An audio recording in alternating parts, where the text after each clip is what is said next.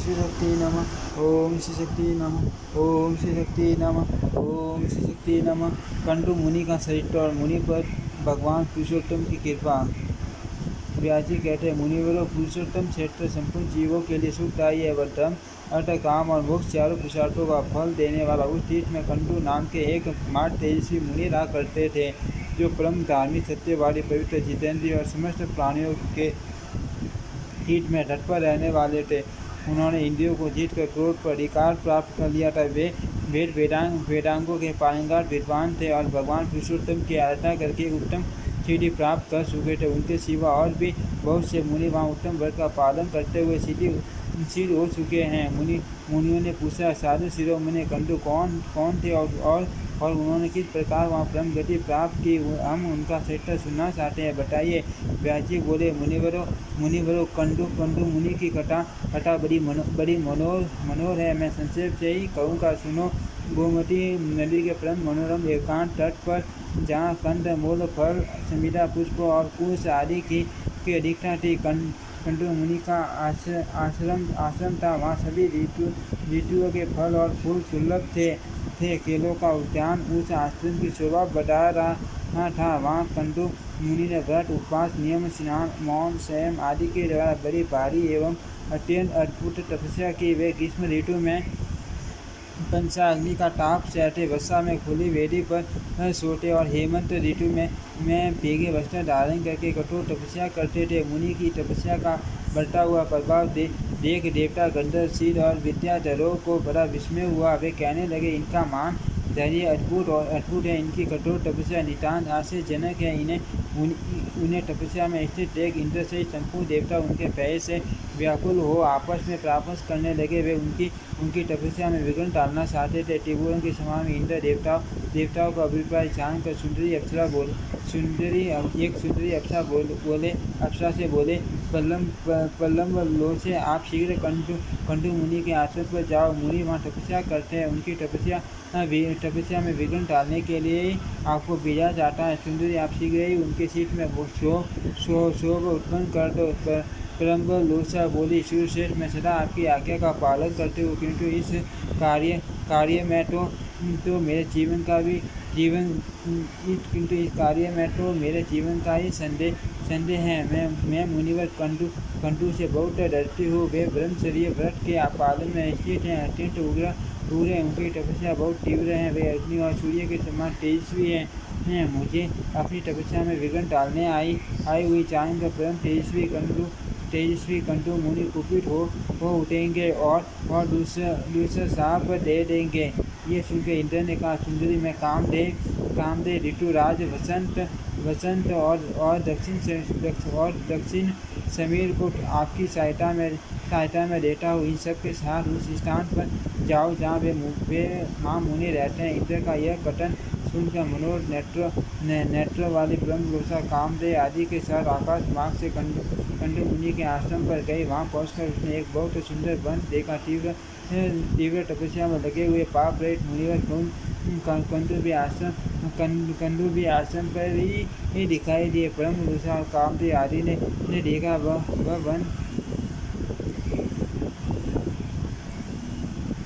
One नंद one के समान रमणीय था।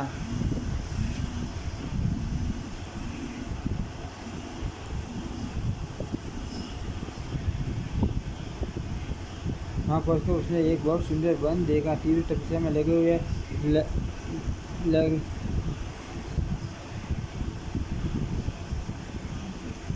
पाप रहित मुनिवर कंडू भी आश्रम पर ही दिखाई दिए। ब्रह्मलोसा और कामदेव आदि देखा वह वन नंद वन के समान रमणीय था। सभी ऋतुओं में विकसित होने वाले सुंदर पुष्प उसकी शोभा बढ़ा रहे थे। नाना प्रकार के पक्षी वृक्षों पर बैठकर अपने सर्वन सुखद कलरवों से उस वन को मुख रहित कर रहे थे। अप्सरा ने कमल संपूर्ण वन का निरीक्षण किया। उस परम अद्भुत मनोहर कान की शोभा देख उसके नेत्र आश्चर्यचकित हो उठे। उसने वायु, कामदेव और वसंत से कहा, अब आप लोग पृथक मेरी सहायता करें। उन्होंने बहुत अच्छा कहकर स्वीकृति दे दी। तब ब्रह्मलोसा बोली, अब मैं मुनि के पास जाऊंगी, जो इंद्रिय रूपी अश्वों से जुटे हुए देह रूपी तट के सारथी बने हुए हैं। उन्हें उन्हें आज काम बांध से आहत करके ऐसी दशा को पहुँचा दूंगी कि मन रूपी बागडोर उनके काबू से बाहर हो जाएगी। इस प्रकार उन्हें मैं अयोग्य सारथी सिद्ध कर दिखाऊंगी। यो कहकर वह उस स्थान की ओर चल दी जहाँ मुनि निवास करते थे। मुनि की तपस्या के प्रभाव से वहाँ के हिंसक जीव भी शांत हो गए थे। नदी के तट पर जहाँ कोयले की मीठी तान सुनाई देती थी वह ठहर गई। थोड़ी देर तक तो वह खड़ी रही, फिर उसने संगीत छोड़ दिया। इसी समय वशिष्ठ ने भी अपना पराक्रम दिखाया। समय नहीं होने पर भी समस्त कान में मधुर ऋतु की मनोज शोभा छा गई।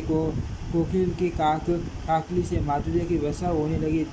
मलवायु मनोज सुगंध लिए मंद गति से बहने लगी और छोटे बड़े सभी वृक्षों के पवित्र पुष्प धीरे धीरे भूतल पर गिरने लगे। काम ने अपने फूलों का बाण संभाला और मुनि के समीप जाकर उनके मन को विचलित कर दिया। संगीत की मधुर ध्वनि सुनकर मुनि के मन में बड़ा आश्चर्य हुआ। वे काम बाण से अत्यंत पीड़ित हो जा सुंदरी अप्सरा गीत गा रही थी। गए मुनि ने अप्सरा को देखा और अप्सरा ने भी मुनि पर दृष्टिपात किया। उनके नेत्र आश्चर्य से खिल गए। चादर खिसक कर गिर पड़ी।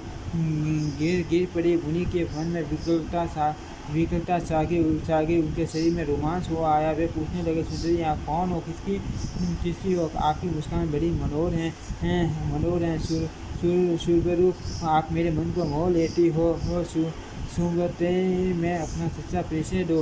रंगलोसा बोली, मुने मैं आपकी सेविका हूँ और फूल लेने के लिए यहाँ आई हूँ। शीघ्र आज्ञा दीजिए, मैं आपकी क्या सेवा करूँ? अप्सरा की यह बात सुनकर मुनि का धैर्य छूट गया। उन्होंने मोहित होकर उसका हाथ पकड़ लिया और उसे साथ लेकर अपने आश्रम में प्रवेश किया। यह देख कामदेव वायु और वसंत करते हो जैसे आए थे उसी प्रकार सड़क पर लौट गए। वहाँ पहुँचकर उन्होंने इंद्र से क्रमलोसा और मुनि की सारी श्रेष्ठता कहा सुनाई। सुनकर इंद्र और सबको देवताओं का शील प्रसन्न हो गया। कंटू ने अप्सरा के साथ आश्रम में प्रवेश करते ही अपना रूप कामदेव के समान मनोहर एवं तरुण बना दिया। दिव्य वस्त्र और आभूषण धारण कर लिए। देखने में उनकी अवस्था 16 वर्षों की जान पड़ती थी। मुनि की वह शक्ति देखकर ब्रह्मलोसा को बड़ा आश्चर्य हुआ। ओ, इनकी तप शक्ति अद्भुत है। यह कहकर वह बहुत प्रसन्न हुई। कंडू मुनि स्नान, संध्या, जप, होम, स्वाध्याय, देव पूजन, व्रत, उपवास, नियम और ध्यान सब छोड़कर रात दिन उसी के साथ प्यार करने लगे। इसी में वे आनंद मानते थे। उनका हृदय कामदेव के वशीभूत हो गया था। अतः वे अपनी तपस्या की हानि नहीं समझ पाते थे। इस प्रकार कंठू मुनि उसके साथ सांसारिक विषय भोग में आसक्त हो 100 से कुछ अधिक वर्षों तक मंदराचल की गुफा में पड़े रहे। एक दिन ब्रह्मलोसा महाभाग कंठू मुनि से कहा, ब्राह्मण हक में स्वर्ग में जाना चाहती हूँ, आप प्रसन्न होकर मुझे जाने की आज्ञा दे। मुनि का मन तो उसी में आसक्त हो रहा था। उसके इस प्रकार पूछने पर वे बोले, कल्याणी कुछ दिन और ठहरो। तब उसने पुनः 100 वर्षों से कुछ अधिक काल तक कंटू मुनि के साथ विषय होगा। तदनंतर उसने पुनः जाने की आज्ञा मांगी, किंतु मुनि ने स्वीकार नहीं किया। उसे लगभग 200 वर्षों तक और ठहरना पड़ा। जब उसने देवलोक में जाने की आज्ञा मांगी तब वे उसे यही उत्तर देते, कुछ दिन और ठहरो। ब्रह्मलोसा एक तो मुनि के सांप से डरती थी, दूसरे उसमें दक्षिण नायिका की स्वाभाविक उदारता थी और तीसरे वह कन्यापन की पीड़ा को जानती थी, इसीलिए मुनि को छोड़ न सकी। मर इसी काम को आसक्त हो दिन रात उसके साथ गमन करते रहे, किंतु तब भी न हुई। उसके प्रति नित्य नूतन प्रेम बढ़ता गया। एक दिन कंटू मुनि बड़ी उतावली के साथ आश्रम से बाहर जाने लगे। अप्सरा ने पूछा, कहाँ चले? मुनि ने उत्तर दिया, सूर्य दिन बीत चला है, संध्योपासन कर लो, नहीं तो कर्म का लोप हो जाएगा। ब्रह्मलोचना को बड़ी प्रसन्नता हुई। उसने हंसकर पूछा, सर्व धर्मों का ज्ञाता महात्मा जी, क्या आज ही आपका दिन बीता है? आपकी यह बात सुनकर किसको आश्चर्य नहीं होगा? मुनि बोले, कल्याणी अभी प्रातः काल ही तो आप इस नदी के सुंदर तट पर आई हो। उस समय मैंने आपको देखा, परिचय पूछा और मेरे साथ आश्रम में आई हब दिन बीता है और ये संध्या का समय उपस्थित हुआ है। फिर ये प्रयास किस लिए? सच्ची बात बताओ। ब्रह्मलोसा ने कहा, ब्राह्मण, ये ठीक है कि मैं काल में आई थी। इसमें तनिक भी मिथ्या नहीं है, किंतु आज तब से सैकड़ों वर्ष बीत गए हैं। यह सुनकर मुनि को बड़ा भय हुआ। उन्होंने विशाल नेत्रों वाली अप्सरा से पूछा, वीरू बताओ तो सही, आपके साथ निरंतर रमन करते हुए अब तक मेरा कितना समय बीता। ब्रह्मरूषा बोली, मुने मेरे साथ आपके 900 वर्ष 6 महीने और 3 दिन बीते हैं। ऋषि ने कहा, सूर्य क्या यह सत्य कहती हो अथवा प्रयास की बात है? तो मुझे तो ऐसा जान पड़ता है कि आपके साथ एक ही दिन रहा हो। ब्रह्मरूषा बोली, ब्राह्मण आपके समीप मैं झूठ कैसे बोलूँगी, विशेष ऐसे अवसर पर जबकि आप धर्म मार्ग का अनुसरण करते हुए पूछ रहे हैं। अप्सरा की बात सुनकर मुनि को बड़ा कष्ट हुआ। वे स्वयं ही अपनी निंदा करते हुए बोले, हाय मुझे दुराचारी को धिक्कार है। हाय मेरी तपस्या नष्ट हो गई। ब्रह्म बेटाओं का जो धन है वह चला गया और मेरा विवेक भी छीन गया।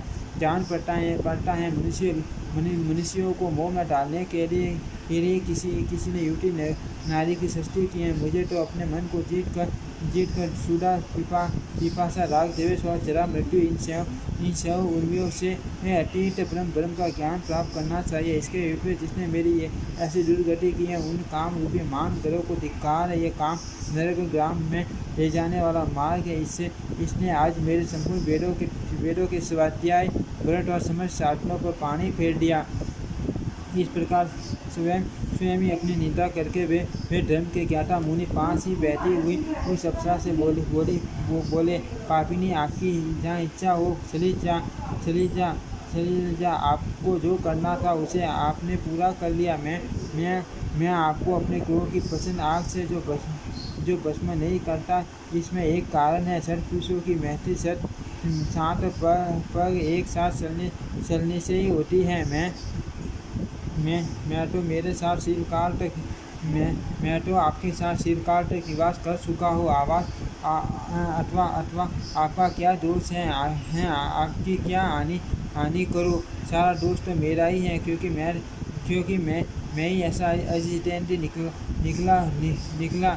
आप तो इंद्र का प्रिय करने के लिए आई थी और मेरी तपस्या का सत्यानाश कर चुकी। अपने घटास के माँ मोह में मंत्र से आपने मुझे गणित बना दिया।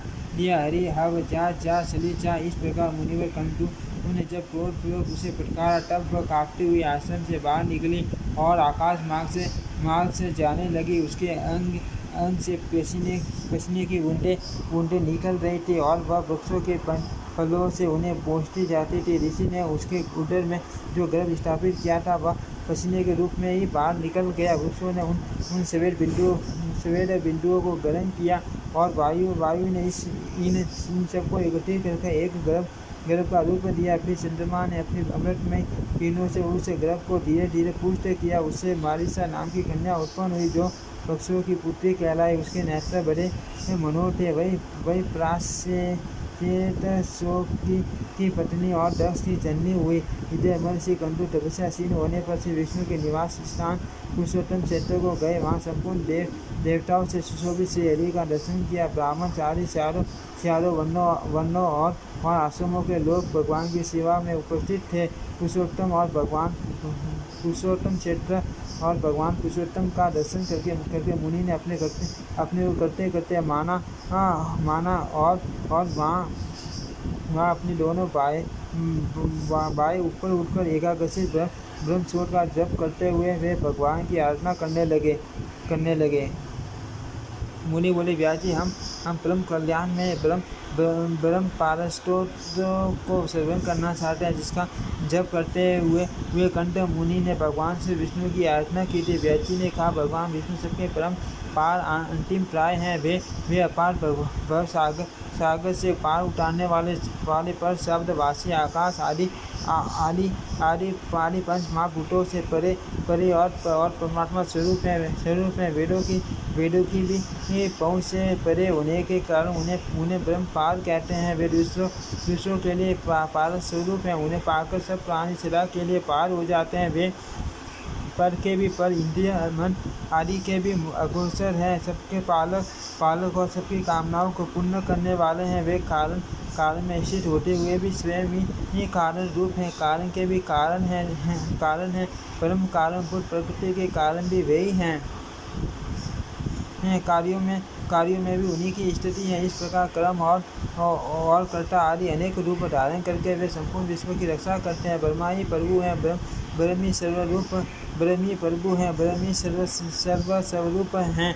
ब्रह्म ही प्रजापति तथा अपनी महिमा से कभी शरीर न होने वाला है। वह ब्रह्म अविनाशी, नित्य और जन्मा है। वही क्षय आदि संपूर्ण विकारों के संपर्क से रहित भगवान विष्णु हैं। वे भगवान पुरुषोत्तम ही अविनाशी, अजन्मा एवं नित्य ब्रह्म हैं। उनके प्रभाव से मेरे राग आदि समस्त दोष नष्ट हो जाए। मुनि के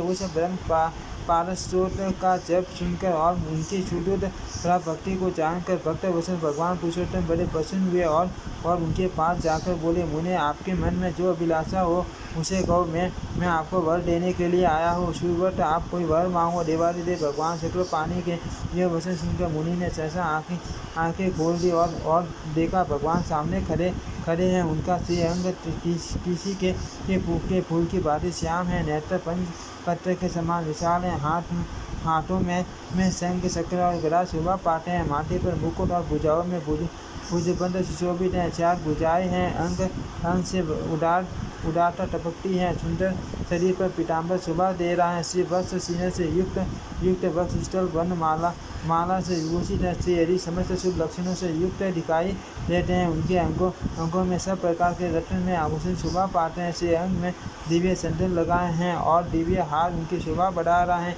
इस प्रकार भगवान की झांकी देखकर कंदु मुनि के शरीर में रोमांच हो आया। उन्होंने दंड की भांति पृथ्वी पर गिरकर साष्टांग प्रणाम किया और कहा, आज मेरा जन्म सफल हुआ, आज मेरी तपस्या का फल मिल गया। यो कहकर मुनि ने भगवान की स्तुति आरंभ की।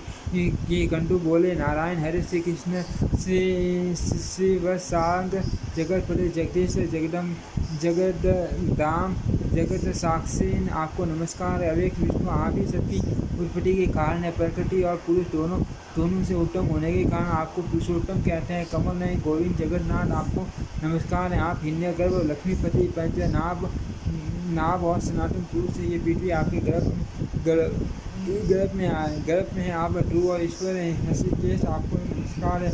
आप अनादि अनंत और अजय हैं। विजय पुरुषोत्तम शेष, आपकी जय हो। श्री कृष्ण, आप अचित और अकंठ हैं। श्रीनिवास, आपको नमस्कार है। आप ही बादल और धूम वर्षा और गर्मी करने वाले हैं। आपका पार पाना कठिन है। आप बड़ी कठिनाई से प्राप्त होते हैं। दुख और पीड़ाओं का नाश करने वाले, हरे जल में चयन करने वाले नारायण, आपको नमस्कार है। अव्यक्त परमेश्वर, आप संपूर्ण भूतों के पालक और ईश्वर हैं। भौतिक के तत्वों से आप कभी शुद्ध होने वाले नहीं हैं। संपूर्ण प्राणी आप में ही निवास करते हैं। आप सब भूतों के आत्मा हैं। संपूर्ण भूत आपके गर्भ में स्थित हैं। आपको नमस्कार है। आप यज्ञ तपसा, आप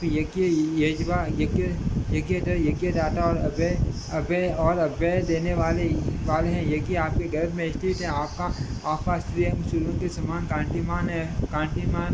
पंची गर्भ, आपको नमस्कार है। आप क्षेत्र के चित्र पालक, क्षेत्री अंतरा, क्षेत्र कर्ता, जितेंद्र, क्षेत्रात्मा, क्षेत्र रहित और क्षेत्र के स्रष्टा है। आपको नमस्कार है। गुणालय, गुणावास, गुणाश्रय, गुण पुक्ता, गुणाराम और गुण त्यागी, ये सब आपके ही नाम हैं। आपको नमस्कार है। आप ही श्री विष्णु हैं। आप ही श्री हरि और सक्रिय कहलाते हैं। आप ही श्री विष्णु और आप ही जनार्दन हैं। आप ही वस्तकार कहे गए हैं। भूत भविष्य और वर्तमान के प्रभु आप ही हैं। आप भूतों के उत्पादक और अव्यक्त हैं। सबकी उत्पत्ति के कारण होने से आप भव कहलाते हैं। आप संपूर्ण प्राणियों के भरण पोषण करने वाले हैं।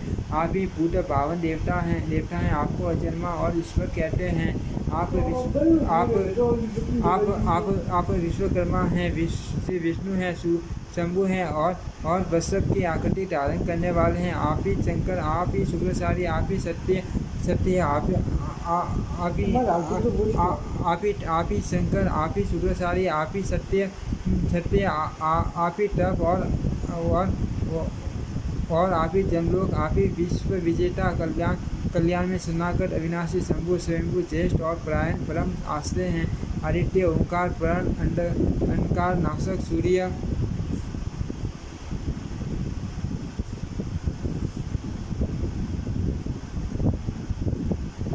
गिरेगा तो अफवाह का कारण मेघ शब्द मेघ मेघ शब्द विज्ञान तथा देवताओं के स्वामी ब्रह्मा भी आप ही हैं। ट्रक यजु और शाम भी आप ही हैं। आप ही सबके आत्मा माने गए हैं। आप ही अग्नि, आप ही वायु, आप ही जल और आप ही पृथ्वी हैं। इष्टष्टा भोक्ता होता हविष्य यज्ञ प्रभु विभु श्रेष्ठ लोकपति और अच्युत भी आप ही हैं। आप सबके दृष्टा और लक्ष्मीवान हैं।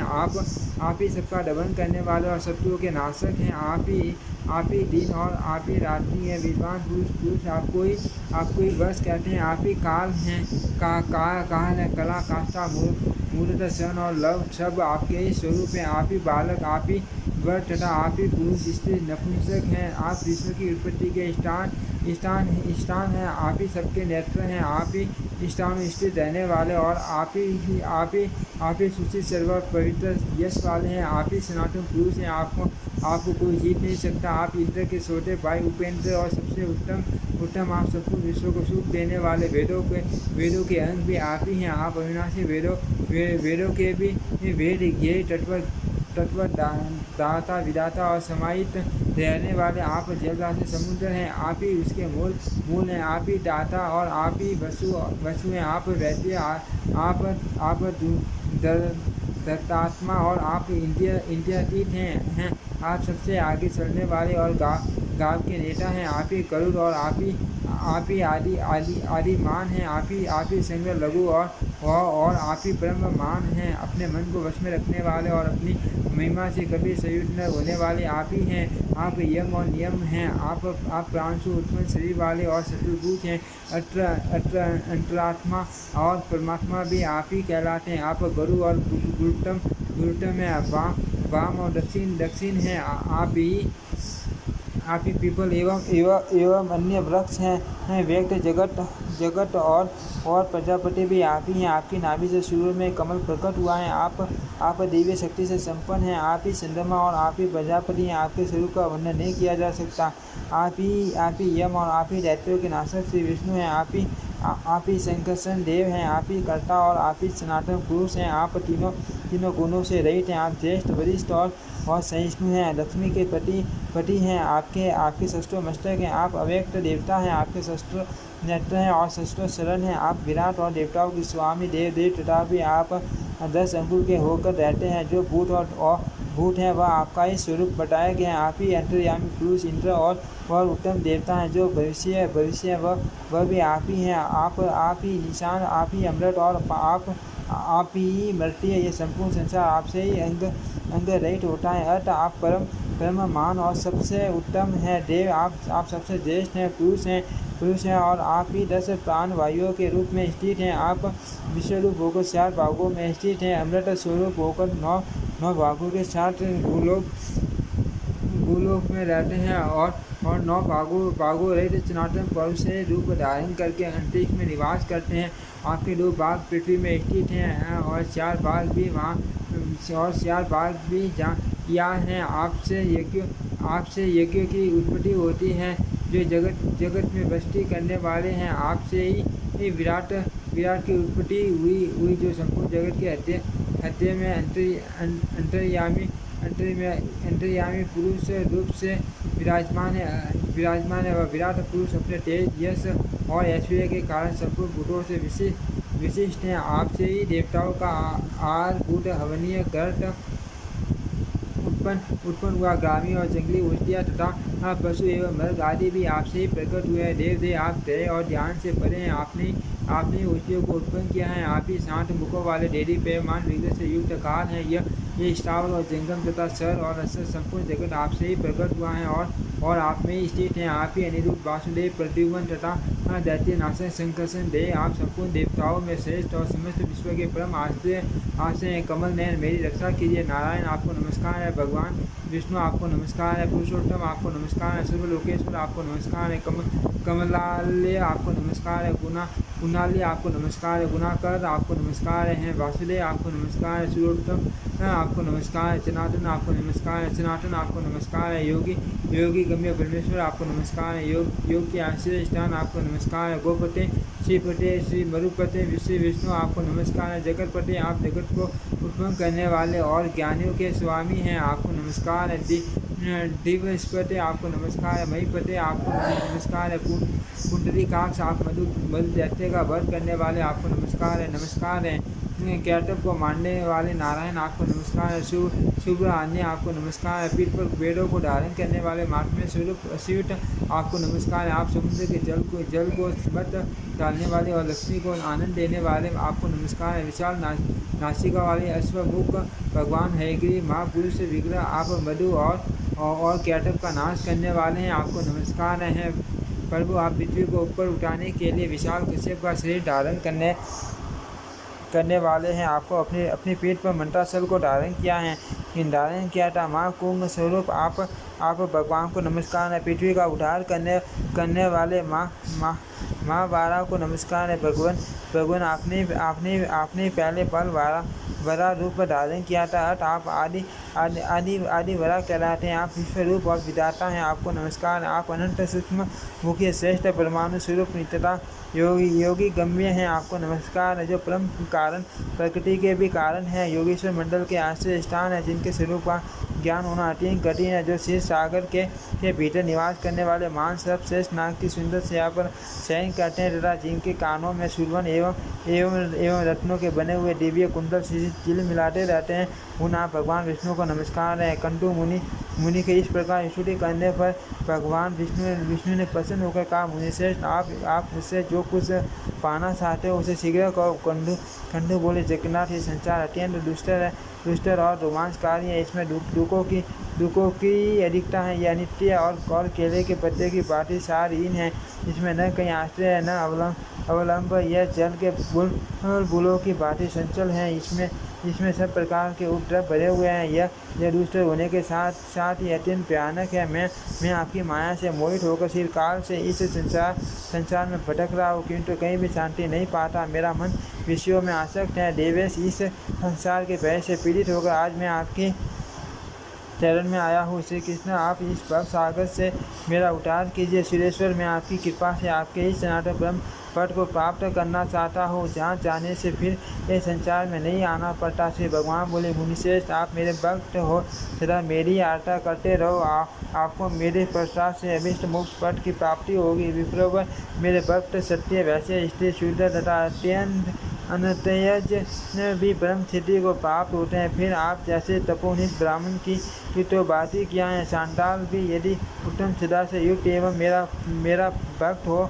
तो उसे अभिष्ट सिद्धि प्राप्त होती है। फिर औरों की तो सच्चाई किया। व्याची कहते हैं, यो कहकर भक्त वत्सल भगवान विष्णु पर अंतर्ध्यान हो गए। उनके चले जाने पर मुनिवर कंटू और प्रसन्न हुए और समस्त कामनाओं का त्याग करके स्वस्थित हो गए। समस्त इंद्रियों को वश में करके ममता और अहंकार से रहित और एकाग्रचित से भगवान पुरुषोत्तम का ध्यान करने लगे। भगवान के निर्लिप्त निर्गुण शांत और सन्मात्र स्वरूप का चिंतन करते हुए उन्होंने दुर्लभ मोक्ष प्राप्त कर लिया। जो महात्मा कंटू की कथा को पढ़ता अथवा सुनता है, वह सब पापों से मुक्त हो स्वर्ग लोक में जाता है। मुनिवरों, इस प्रकार मैंने इस क्रम भूमि तथा मोक्षदायक पुरुषोत्तम क्षेत्र का वर्णन किया, जहाँ साक्षात भगवान पुरुषोत्तम निवास करते हैं। जो मनुष्य संसार जनित दुखों का नाश और मोक्ष प्रदान करने वाले वरदायक भगवान श्री पुरुषोत्तम का भक्तिपूर्वक दर्शन स्तवन और ध्यान करते हैं, वे समस्त दोषों से मुक्त हो भगवान के अविनाशी धाम में जाते हैं। ओम श्री शक्ति नमः। ओम श्री शक्ति नमः। ओम श्री शक्ति नमः। ओम श्री शक्ति नमः।